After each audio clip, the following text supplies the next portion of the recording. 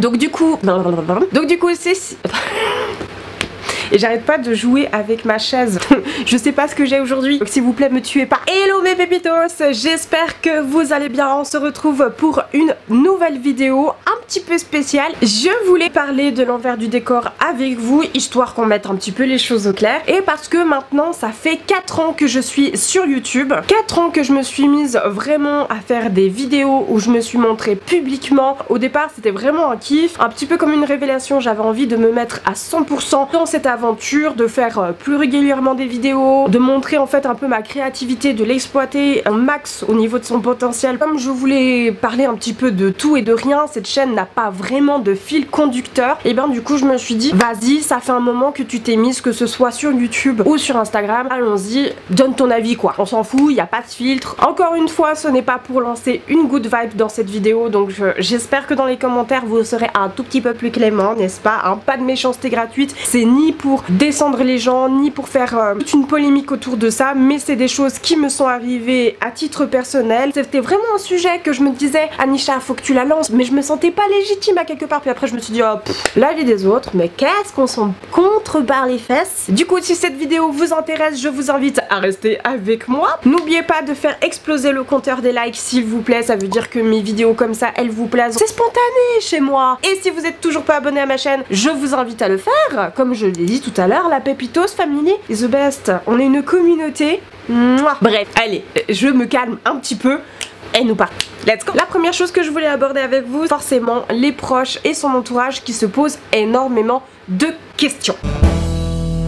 Parce qu'il est vrai que quand on s'expose sur internet, c'est s'ouvrir à beaucoup de monde, tout le monde peut voir ce que tu fais, tout le monde peut admirer, juger, etc. Donc forcément quand on s'expose sur YouTube et quand on commence à se livrer, à se mettre en avant, etc. forcément ça suscite beaucoup de questions de la part de son entourage. C'est pas commun, faut quand même le dire, c'est pas commun que quelqu'un dise bah voilà, moi je suis sur YouTube, j'ai une chaîne, je m'expose, je fais des vidéos, etc. Quand tu dis ce genre de truc, il y a tout le monde qui te regarde un petit peu genre en mode quoi. À ce moment-là, il y a deux réactions de la part des gens, soit la team que j'appelle soutenante qui est là, oh vas-y c'est pire cool, et la team qui est tout simplement un petit peu plus sceptique par rapport à l'idée. Forcément après il faut faire attention à son image parce que ça c'est une chose qu'on m'a dite tout le temps. Fais attention à la thématique de tes vidéos parce que après tout ce que tu fais se répercute sur ta famille. Oui, c'est le genre de commentaire qu'on m'a balancé en pleine figure. Au départ j'étais très pudique, je savais pas comment m'y mettre et j'étais pas du tout à l'aise devant la caméra. Je suis quelqu'un qui est très pudique au premier abord, hein, même dans toutes mes relations. Puis je commence à m'ouvrir, puis après je commence à me lâcher et à être 100% moi. Et d'ailleurs vous étiez nombreux à me dire que je me lâchais de plus en plus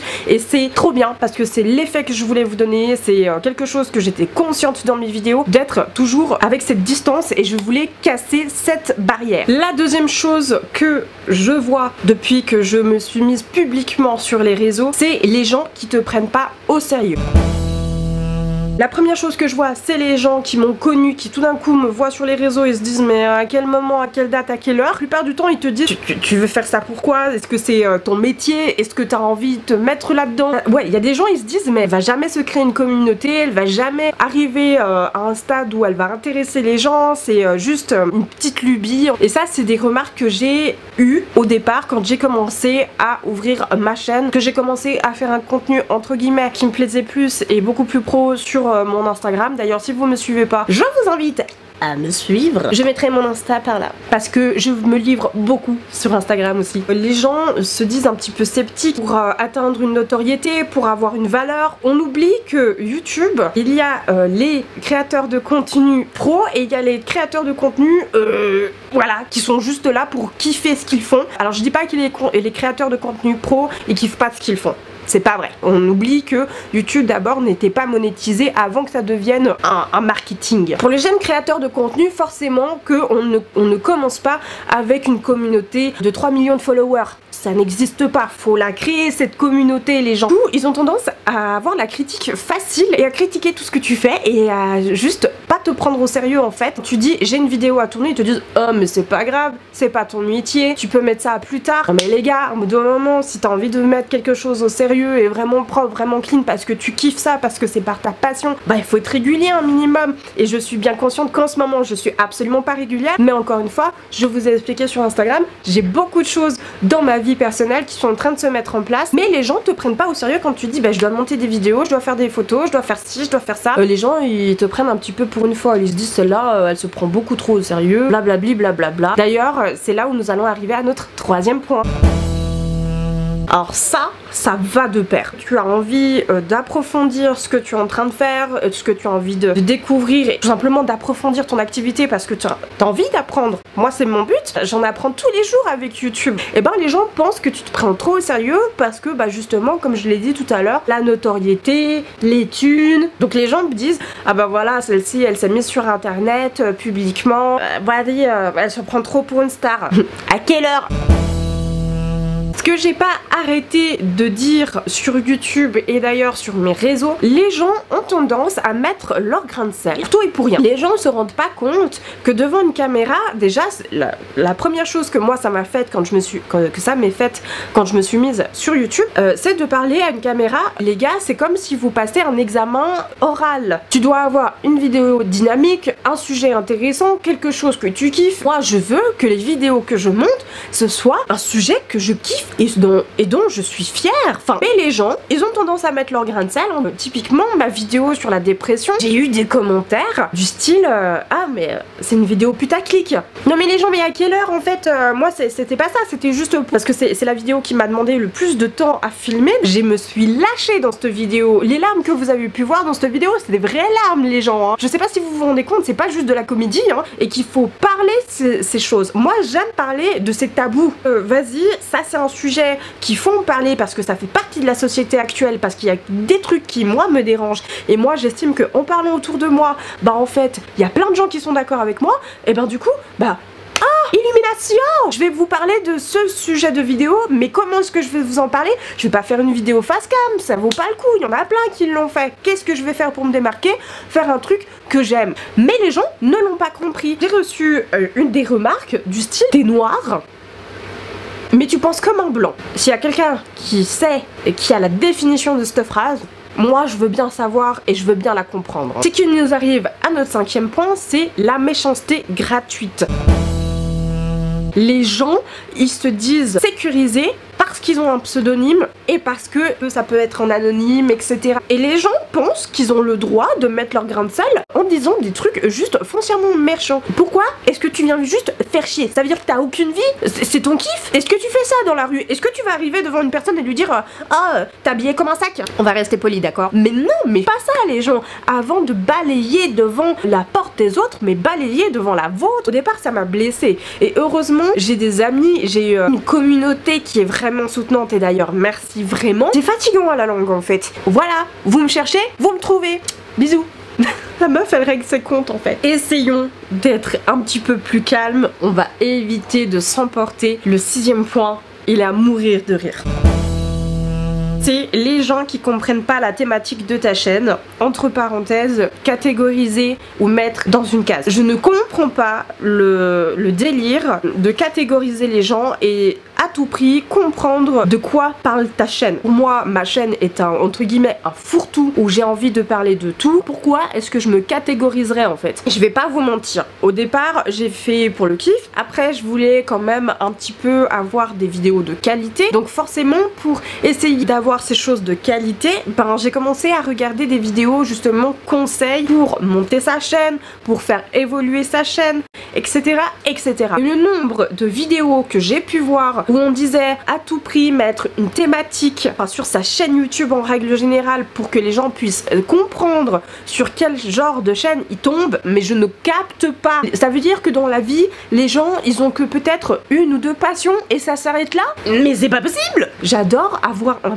panel de connaissances à mon éventail, c'est pas possible de me dire Anisha, maintenant il faut te catégoriser. J'ai essayé, ça n'a pas fonctionné. Que ce soit pour augmenter tes chances entre guillemets d'avoir un joli compte Instagram par exemple, à évoluer ma chaîne YouTube et à évoluer mon compte Instagram, mais les deux c'est pareil, il faut catégoriser, faut faire un joli feed, faut avoir une cohérence. Celui-là franchement c'est mon petit préféré, c'est un petit bijou. Depuis que j'ai commencé à tenter de faire un contenu un petit peu plus pro et qui me ressemble un peu plus et qui soit dynamique, tu attires les gens. Ces personnes-là commencent à découvrir ton contenu puisqu'ils commencent gentiment à prendre de la valeur et à se mettre en avant. Et qu'est-ce qui se passe dans ce genre de dynamique? Tu attires aussi les gens qui font leur pub. Ah non mais les gens, mais pourquoi vous faites ça? Je sais que vous voulez attirer du monde, c'est un peu la course aux abonnés, mais quand même, le nombre de commentaires que je vois et qui sont là en mode oh elle est géniale ta chaîne YouTube ou alors ton contenu, j'adore trop, t'es trop pétillante, nanani, nanana. Si ça t'intéresse et que tu as un petit peu de temps, viens regarder ma chaîne, j'ai aussi plein de trucs, ça serait trop cool. La visibilité, je veux bien. J'ai jamais vu ce genre de commentaires sous les vidéos de créateurs de contenu pro, j'ai jamais vu ça. Alors pourquoi tu le fais sur le mien? Qu'est-ce que tu vas polluer dans ma communauté pour te faire de la pub? À quoi ça rime? Alors celle-ci, elle est pas vraiment touchée pour YouTube, elle est plus pour Instagram. Mais alors ça, ce point là aussi il est fabuleux hein. Je reçois plein de messages privés sur Instagram. Ils ont pensé que Instagram est un site de rencontre, mais les gars, on arrête ça tout de suite. Que tu sois dispo ou pas, Instagram n'est pas un site de rencontre. Je sais pas, il existe 1 million de sites de rencontres pour ce genre de truc. Ne viens pas m'énerver avec ton truc de oh vas-y t'es jolie, t'es vraiment sympa, est-ce qu'on peut faire connaissance, nanani nanana. Quoi, t'as pas d'amis? Après c'est encore sans aucune méchanceté, mais tu les sens ces gens qui viennent juste parce qu'ils ont envie de tests pour plein de choses. Et ça, vraiment, c'est un message à tous les mecs qui font ça. Arrêtez, stop, on arrête ce genre de truc, vous y arriverez pas. Mais en gros, les gars, arrêtez de faire ça, ça vaut pas le coup. Vous êtes plus en train de vous ridiculiser plus qu'autre chose. Celui-là aussi, si vous arrivez à m'expliquer un petit peu le délire de ces personnes qui font ça, je veux bien une théorie parce que j'ai beau essayer de comprendre, je comprends pas. Il y a, et ça touche également Instagram plus que YouTube, comme je l'appelle follow and unfollow. C'est en gros une personne qui arrive, je prends l'exemple de Instagram parce que pour moi c'est plus flagrant sur Instagram. Les gens viennent sur ma page, ils le découvrent, ils trouvent ça cool, ils me follow. Bah moi je me dis ah c'est cool, c'est quelqu'un qui apprécie mon contenu, c'est quelqu'un qui apprécie ce que je fais, ce que je dis et de quel sujet je parle. Mais tu vois, bah moi j'aime bien regarder aussi un petit peu, bah voir si le contenu de cette personne me plaît parfois, ou effectivement c'est le cas et du coup moi je vais les follow. C'est quelque chose qui est en accord avec ce que j'aime et ce que je veux montrer, et en fait ces gens dès que tu les follow, bah ils arrêtent de te follow en fait. Pourquoi vous faites ça? C'est méchant. Tu viens pas genre pour moi ça c'est de l'hypocrisie. On te caresse dans le sens du poil, dès qu'ils ont ce qu'ils veulent, ah bah ils arrêtent. Arrêtez de faire ça, je l'avoue complet. Moi ce genre de personne, mais ça m'énerve. Alors du coup qu'est-ce que je vais faire? Eh ben je les follow plus non plus.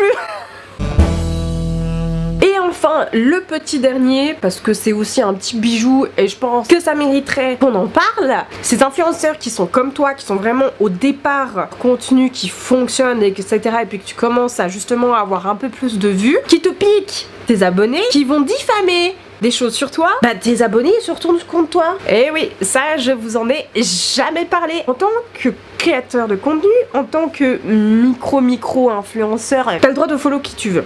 Ok, parce que pour moi j'estime que tu peux pas suivre qu'une seule personne et être accroché à qu'une seule personne. Dans ta vie c'est pas comme ça que ça se passe. Je vois pas pourquoi est-ce que sur YouTube ce sera la même. Par contre, ces micro-influenceurs qui viennent chatcher avec tes abonnés pour justement avoir un peu plus de vues sur leur contenu, ils sont genre en train de mode copinage et ils font genre ah mais celle-là je la connais, nanani nanana. Encore une fois je vais pas vous expliquer toutes ces histoires parce que ce serait vraiment trop long. Ça m'est arrivé au moins 3 fois depuis et franchement ça c'est le genre de truc que je trouve absolument immonde. À quelle heure tu t'estimes intéressant de faire ça. Qu'est-ce qui s'est passé dans ta tête? Faites attention aux personnes que vous suivez, parce qu'il y en a, ils sont vraiment mis malhonnêtes. Parce que ça, c'est des choses que je tolère pas, mais c'est gros comme une patate. Mais je sais pas, il y a des gens, ils sont totalement naïfs et ils croient à tout. Moi, j'estime que quelqu'un qui fait des vidéos, qui se lance, tu le sens tout de suite s'il a envie d'être honnête ou pas. Voilà mes pépitos, ce sera tout pour cette vidéo. J'espère qu'elle vous aura plu. Dites-moi en commentaire quels a été les points que vous avez préférés, parce que moi quand même j'ai mes chouchous. C'est avec bon cœur que j'avais vraiment envie de vous parler un petit peu de tout ce qui se passe, de comment est-ce que je le vis, etc. Et aussi pour que vous puissiez voir qu'il y a vraiment des choses, mais les gens ils sont... On grandit mes petits pépitos, c'est une chaîne qui grandit et je grandis aussi, vous grandissez avec moi, c'est une good vibe, on est honnête, on est une communauté de dingue, il faut le dire. J'ai une énorme chance d'avoir une communauté qui me suit dans mes délires. Bref, j'espère que cette vidéo vous aura plu, n'hésitez pas à lâcher un petit pouce vers le haut, ça fait toujours plaisir de vous abonner à ma chaîne si ce n'est toujours pas fait. Pour tous ceux qui viennent d'arriver, bah bienvenue dans cette communauté de dingue et je vous dis à une prochaine pour une nouvelle vidéo. Allez bisous mes pépitos, ciao.